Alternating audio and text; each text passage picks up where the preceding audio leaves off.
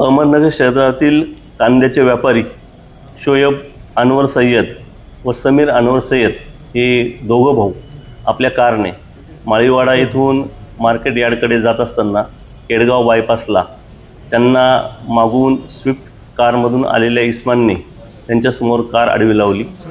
त्यानंतर कार थांबल्यानंतर 2 इसम मोटरसायकलवरती आले।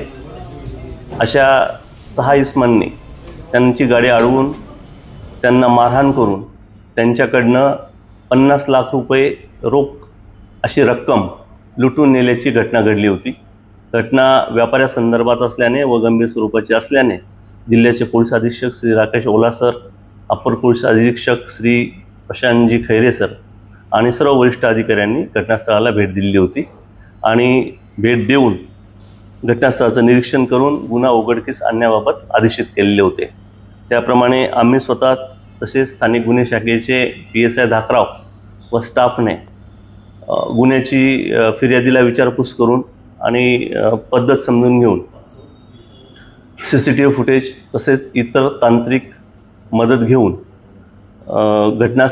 घटनास्थळावरून जे तांत्रिक पुरावे मिळाले त्या आधारे आरोपीची ओळख पटवण्यात यश प्राप्त केलेलं होतं।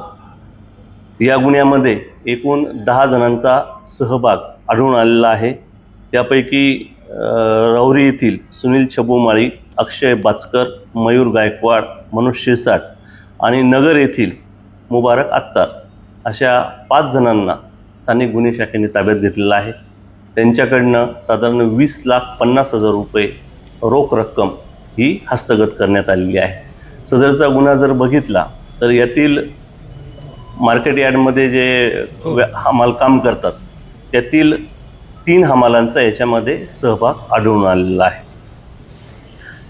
व्यापाऱ्यांनी आपल्याकडे काम करणारे जे इसम आहे त्यांच्या हालचालीवर लक्ष ठेवणं तसेच आपण कॅश मोठ्या प्रमाणात जेव्हा घेऊन जातो त्यावेळेस सजगता बाळगणं हे आवश्यक आहे व तसं काही संशयास्पद वाटलं तर पोलिसांना डायल 112 यावरती माहिती कळवणे आवश्यक आहे।